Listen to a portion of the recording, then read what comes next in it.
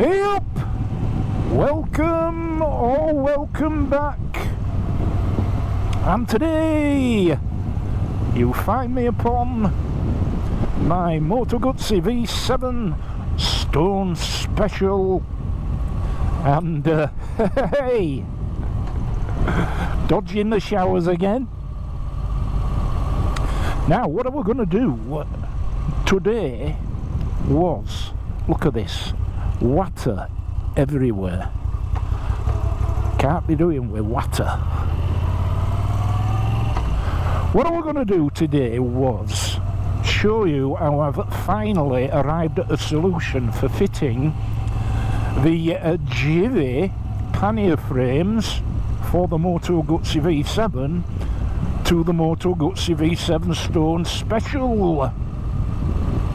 And it be the Stone Special model to which you can't fit said Givi pannier frames on account of the arrow exhausts being mounted slightly further up and on a different hanger to the other V7 models, which were a bit of a bummer.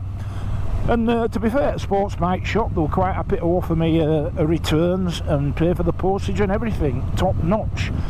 And then I got to thinking, I must be able to make some sort of modification here without too much effort, because I'm not really into effort.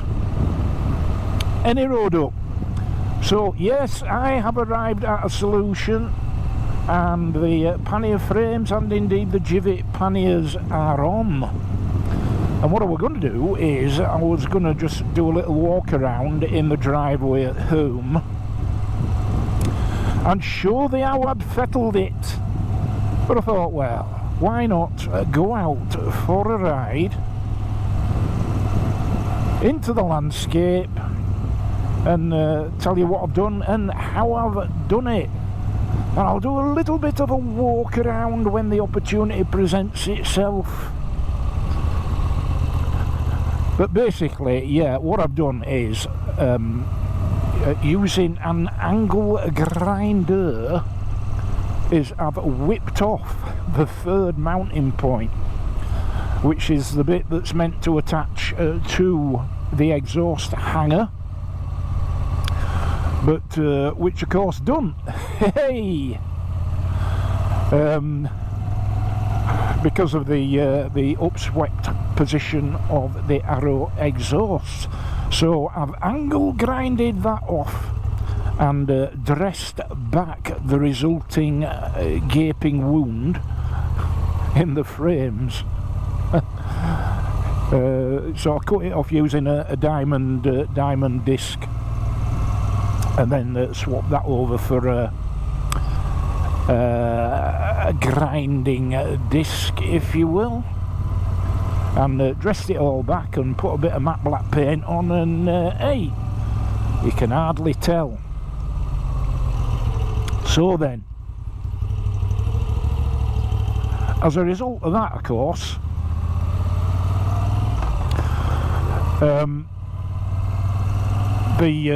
the whole problem of that particular support arm on the frame, that whole issue's out of the way.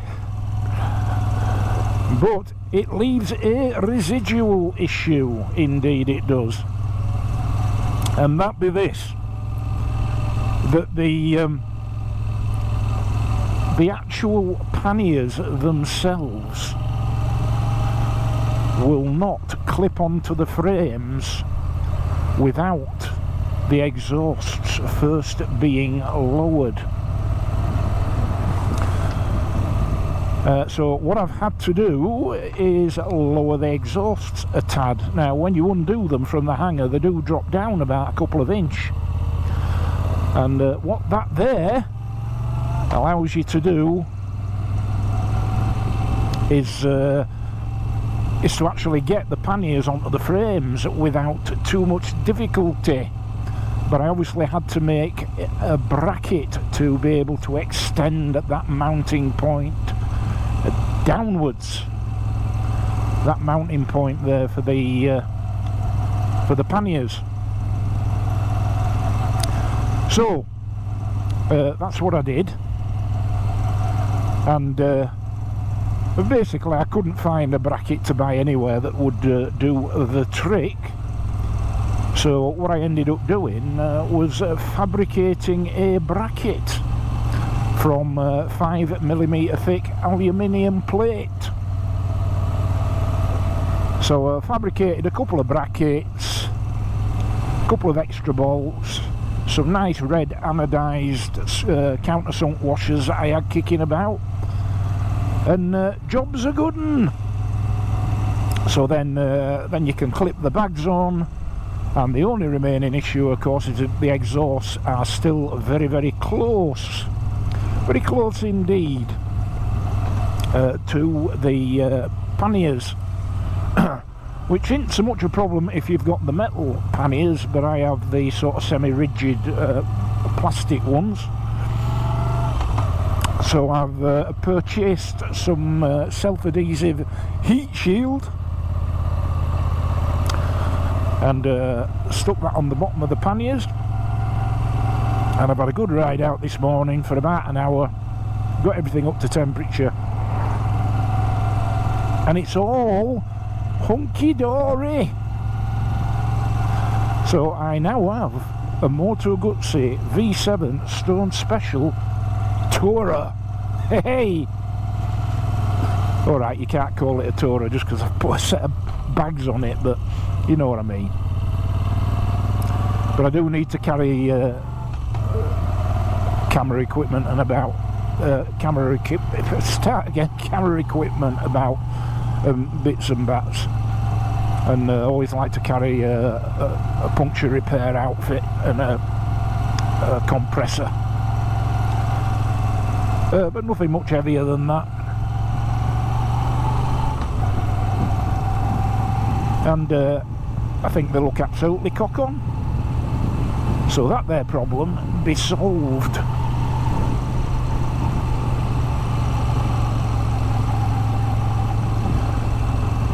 Now, I just had a quick brew at the Route 59 Cafe, which along with the Dalesway Cafe further back towards Skipton on the A59 are suffering significantly in terms of lost trade thanks to the roadworks on the A59 further towards Harrogate, a little place called Keck's Gill by Blubberhouses. It's shut, and as a result of which both establishments have lost a significant amount of revenue, which North Yorkshire Council, who are responsible for the repairs, have refused to compensate them for. It is reported. It's reported certainly on local radio, I believe it was, that the Dalesway Cafe, they'd lost something like £2 a week, a huge amount of money, but the council had refused to compensate them in any way, shape or form.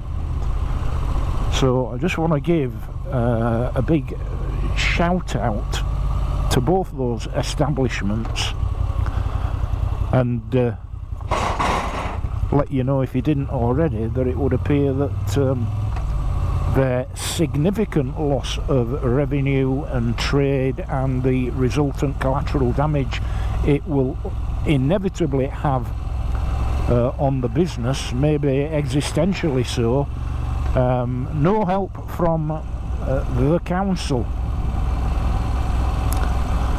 And it just really takes me back to the points that I've made in previous videos concerning the overall state of the roads. In fact, the last one that I did, the dedicated video on that particular point, it is quite apparent from the comments section that it's the same right across the UK. So I've had comments from the south of England, comments from Wales, comments from the Scottish borders, comments from Scotland itself, comments from Northern Ireland, comments from Southern Ireland, all saying the same thing, that the roads are in an advanced state of complete neglect. And of course councils, I mean a significant number, have indicated that they are on the verge of bankruptcy, and we have to ask ourselves why the councils appear to be on the brink of bankruptcy. And part of the reason would appear to be the year-on-year real terms drop in support from central government. So what's happened is demands on services have gone up, and of course roads are only one aspect of a council's responsibility. The biggest chunk of their expenditure, apparently by far, is social care. Something quite close to my heart. Both my parents ended up in nursing care towards the end of their lives, and had they not had financial support from the local authority back then, it's some years ago now, they would have been in a right pickle. So yeah, the demands on council services across the spectrum of their responsibilities have increased, yet pound for pound the amount of support they've received from central government has gone down. That would appear to be the empirical fact of the matter, if you do your research. Aye. So, not much hope for the roads, and not much hope for people like the Dales Way and the Route 59 Cafe of getting any sort of compensation from a council that presumably, if not bankrupt, is not far off. I don't know what the exact situation is with North Yorkshire Council.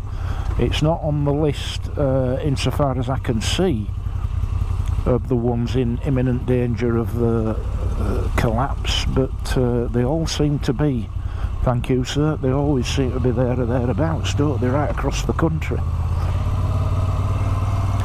Anyway, just a shout out to them two establishments.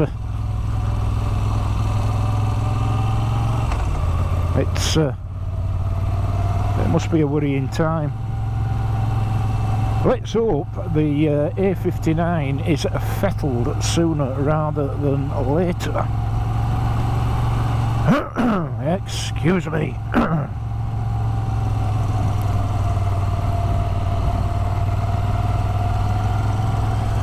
Aye, so, hey, I were right chuffed I was, that thanks to Apple Yards I managed to get that there Royal Enfield Shotgun 650, correction,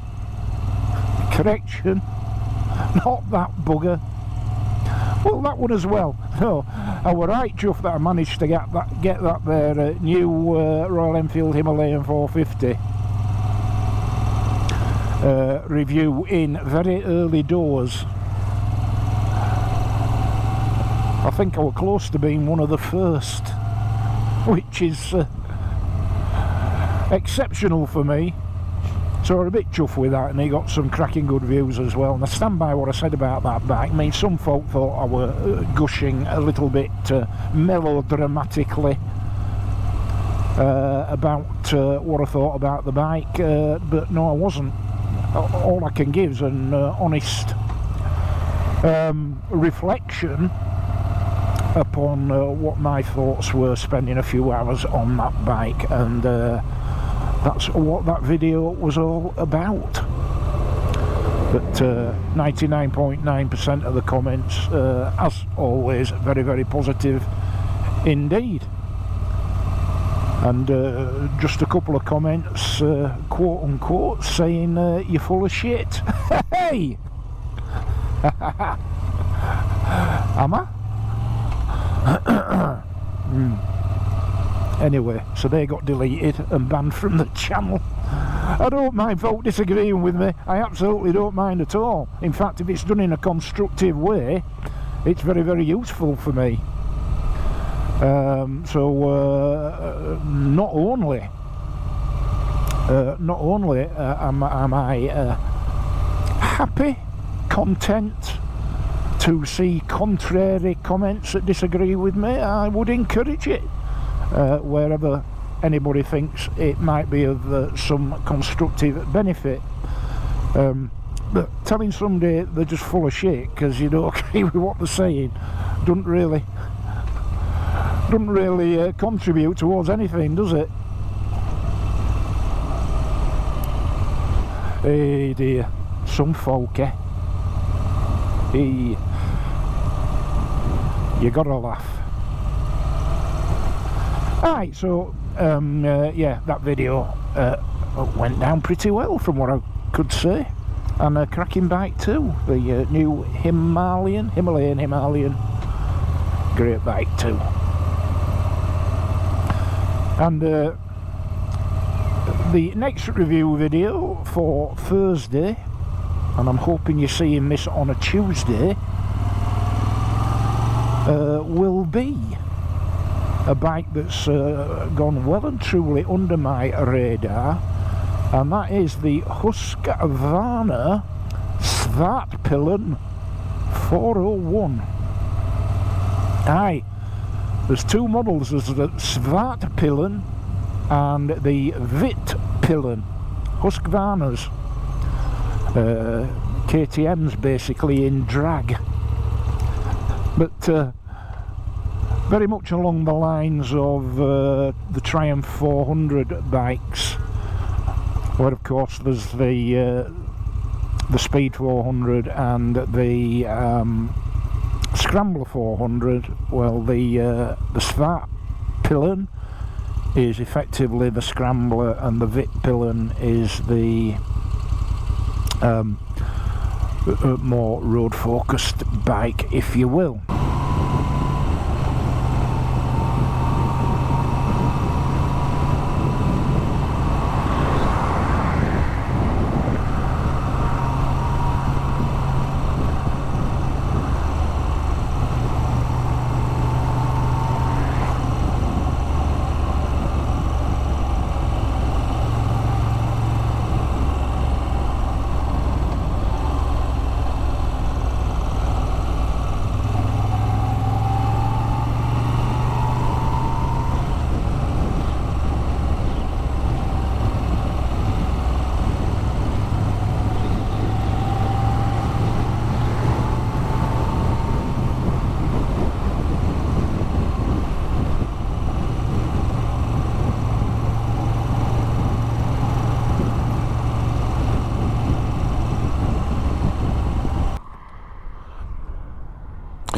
Right, okay, let me show you how I've sorted out this here luggage. Now, first off, what the problem is with this particular model of the V7, i.e. the Stone Special, is that Moto Guzzi have entered into a collaboration with Arrow Exhausts to produce what in standard form is an upswept exhaust. So as you can see, ordinarily the exhaust attaches at the hanger at this point here. Now what that means is that this hanger point here is in a different position to the other V7s, and as such the part of the Givi pannier frame that comes out from here and attaches to there does not and will not line up.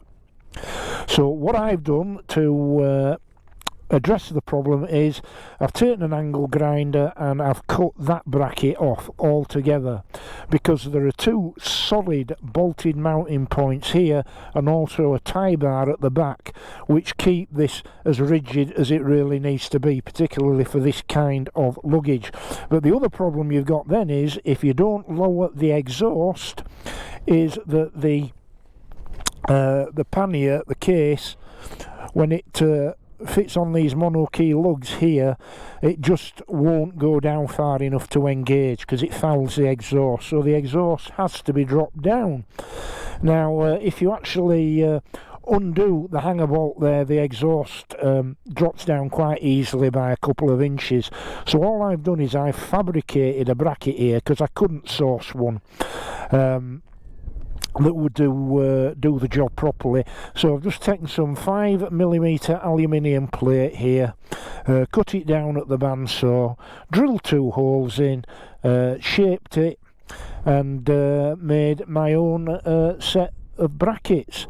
And then I've dropped the exhaust down and reattached it, and I had kicking about some of these here red anodised countersunk washers and a countersunk Allen bolt, and that set that off quite nicely. So that's the solution, and I don't think dropping that exhaust down a little bit has made a massive difference to the looks of the bike, to be fair, and it's allowed me to use my Givi luggage, and yeah, I think it looks all right. I don't carry a massive amount of weight in these panniers, so I don't think it's a big issue not having that third mounting point there. That's perfectly rigid. So yeah, there we are. If you have the same issues, that's your fix. And it took me about 3 hours all in all to get everything sorted. So yes, there we go. How to fettle the Givi monokey pannier frames to fit the V7 Stone Special.